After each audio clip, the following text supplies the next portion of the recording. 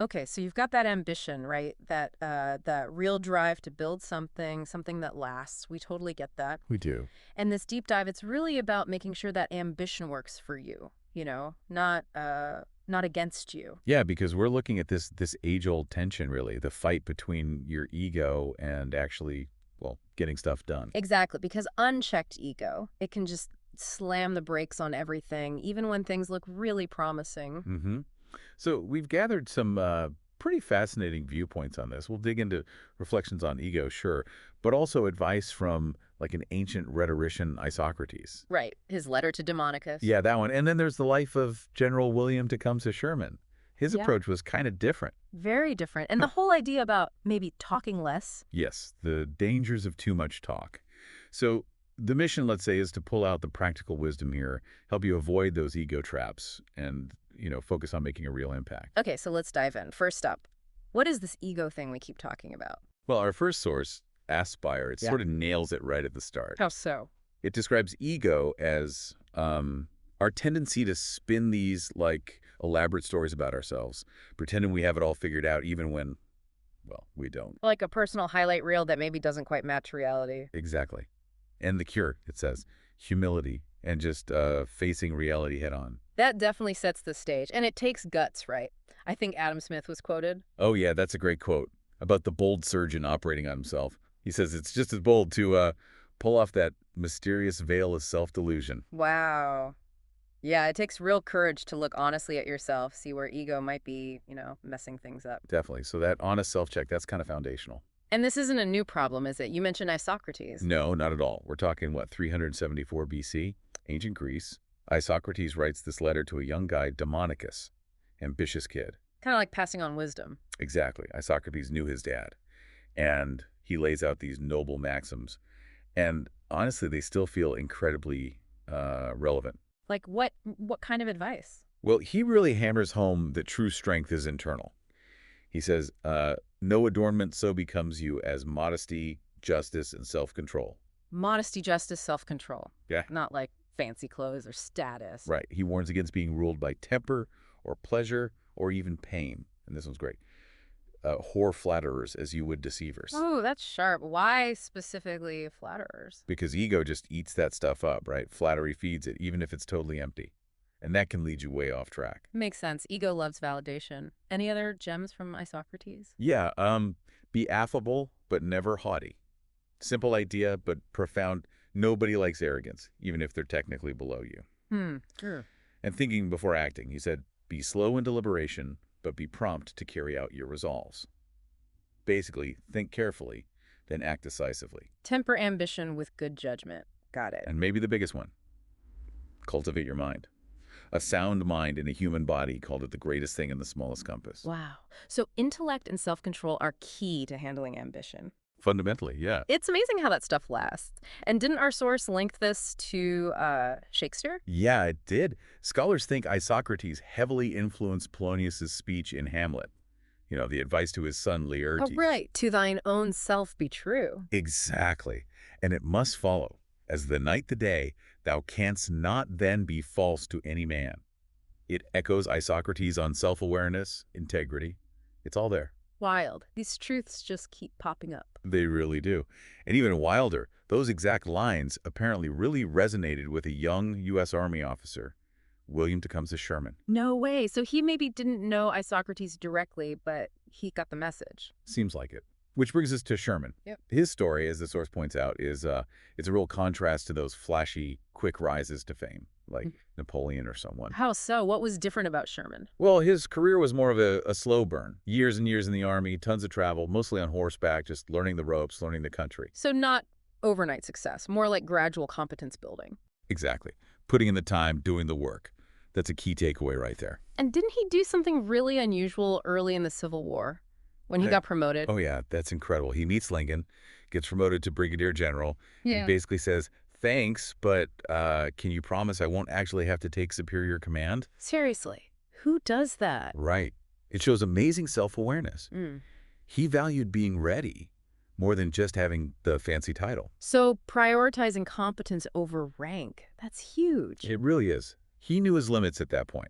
Wasn't about ego or needing the title. It was about being effective. A good lesson, you know. Don't let ego push you into something you're not ready for. But he wasn't perfect, right? He had his own struggles with ego or maybe insecurity. Kentucky? Oh, definitely. Early on in Kentucky, he was given this big job, not enough resources, Hmm. and his anxieties just kind of took over. What happened? He got obsessed with enemy numbers, worried constantly, and ended up saying some really unwise things to the press. Got himself recalled for a bit. Ouch. So even the greats can stumble when fear and ego mix. Absolutely. It's a powerful reminder. But that seemed to be a turning point for him. How so? Because later, at Fort Donelson, Ulysses S. Grant was technically junior to him, but Sherman just stepped up and supported him completely. Famously told Grant, "This is your show." Wow. Putting the mission first, ahead of his own rank, his own ego. Precisely.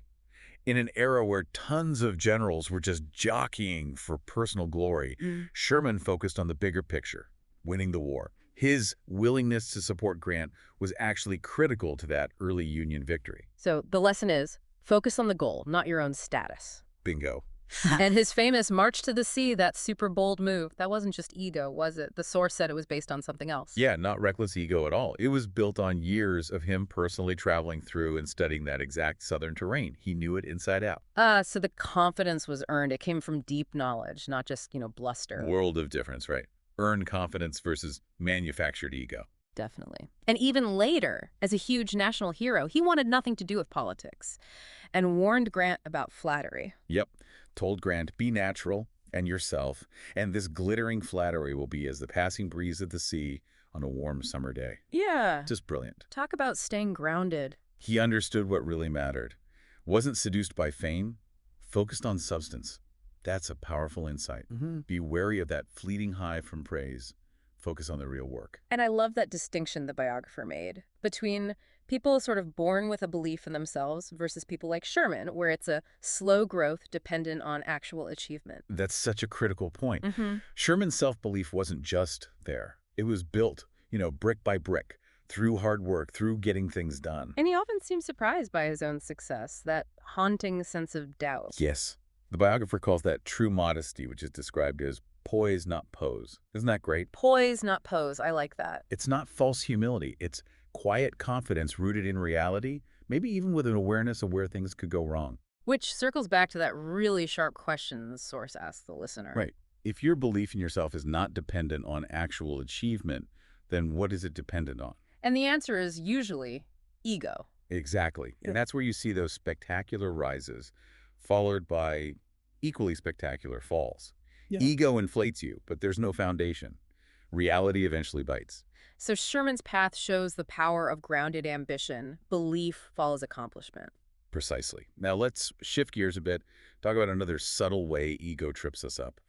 Just talking too much. Yes, the talk, talk, talk section kicks off with that killer Lao Tzu quote. Those who know do not speak. Those who speak do not know. Oof. Yeah, it makes you think, doesn't it? About silence versus chatter. And the source gives that wild example of Upton Sinclair running for governor in California back in '34. Oh, yeah. He published a book before the election called I, Governor of California and How I Ended Poverty. Wait, before the election? He'd just declared victory and laid out his plans. Pretty much. And the book was a bestseller, lots of buzz. But then... Whoa, the campaign fizzled. Kind of, yeah. People noticed Sinclair seemed to lose interest. It was almost like writing the book, talking about being governor, had somehow satisfied the ambition. So talking about it replaced doing it. Seems like it could have. He lost the election pretty badly. The takeaway is be careful that just talking about your goals doesn't become a substitute for actually working towards them. That's a sneaky trap. Especially today, right? With social media always asking, what's on your mind? Exactly. Constant prompts to broadcast everything. And often, it's a curated version, right? All the wins, the good stuff. Rarely the messy reality of the work involved. Yeah, it becomes about presenting an image. Ego-seeking likes, maybe, instead of actually making progress. And it's not just social media. The source mentioned the writer Emily Gold, how she got stuck on her novel because she was spending so much time online. Oh, right.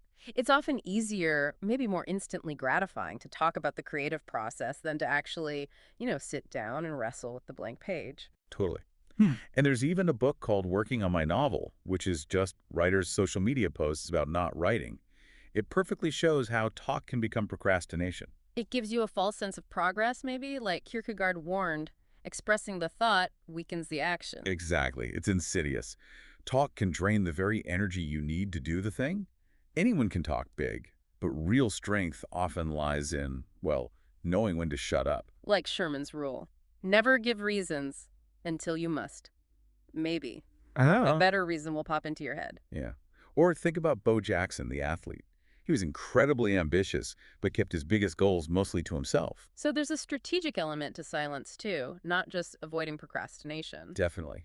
Talk can trick your brain, make you feel you're further along than you are, helps you avoid the tough stuff, what Stephen Pressfield calls the resistance. And that idea about talking to fill the void, Marlon Brando's quote, avoiding the scary uncertainty of actually creating something. Right. We chatter to avoid that discomfort. But the source argues the best work often comes from facing that void, grappling with it. So the people who really make an impact, maybe they talk less in the conventional sense. Their work speaks for itself. That's the idea. Focused work and aimless chatter often just don't mix. You got to prioritize the action. Which brings us neatly to that final section and a really fundamental choice. To be or to do. Yeah, this introduces John Boyd, maybe not a household name, but hugely influential in military strategy. 42nd Boyd, right, for his fighter pilot skills. That's him. But his real legacy wasn't high rank, it was his thinking, his mentorship. He changed how people thought about warfare, mostly behind the scenes. So the source suggests maybe that was deliberate, that he chose influence through teaching over traditional power. It seems plausible. He mentored countless people. His focus really appeared to be on doing something important for his field rather than just climbing the ladder to be somebody. And that connects to that famous speech he gave in '73 to a young guy at a fork in the road. Exactly. Boyd laid out two paths, very starkly. What were they? Path one, to be somebody. This means, playing the game, making compromises, maybe looking out for number one to get promoted, get the good assignments, join the club. Okay, the conventional success path. Right. Path two, to do something. Focus on the work you believe matters, work that makes a real difference for your country, your service, yourself. But, he warned, this path might not bring promotions. You might tick people off, but you'd know you were doing meaningful work, staying true to yourself. And then he just asks, Yeah. To be or to do, which way will you go? Powerful stuff. wow, that hits home way beyond the military, doesn't it? It's about our core motivation. Absolutely. And the source points out how ego helps us trick ourselves into prioritizing being or appearing successful over actually doing. Getting caught up in the symbols, titles, status. Exactly. Mistaking those external markers for real achievement. Like the source says, having authority is not the same as being an authority. You've got to know the difference. Boyd's exercise with the blackboard sounds intense too, writing duty, honor, country, then crossing them out. Yeah, and replacing them with pride, power, greed. A dramatic way to show how easily noble ideals can get corrupted by institutional pressures or personal ambition. Like that Will Durant quote, nations-born stoic die Epicurean. Systems decay. It's a stark warning. Boyd wanted his people to be aware of those corrupting forces, Mm. to constantly choose their real priorities. And that applies to all of us, right? What's really driving you, external validation or internal purpose? And having that purpose makes the choice clearer, doesn't it? If you know why you're doing something. Exactly. The source asks, what is your purpose? What are you here to do? When you have that clarity, the to be or to do question gets easier. The distractions, the ego stuff, the shiny objects, they matter less. It becomes about whether an opportunity serves that bigger goal. Right. It's about the doing, not just the recognition. And Frederick Douglass's line, a man is worked upon by what he works on. That's powerful too. The choices we make, the work we do, it shapes who we become. Compromising for ego chips away at you. And Boyd lived it, didn't he? The ghetto colonel nickname, refusing to cash checks. Totally. Yeah. Extreme frugality, saw certain expense checks as basically bribes. His lack of promotion wasn't failure. It was a consequence of his principles. He chose to do. His focus was substance, not status. A real counterexample to typical success metrics. Definitely. His impact came from his work, his ideas, his mentorship. That's the legacy. So for everyone listening, think about those moments you feel entitled or maybe confuse fame with real success, or when you face that choice. To be or to do. Yeah, it comes down to that. And remember, real lasting achievement, it's not built on ego. It comes from focusing on action, on purpose.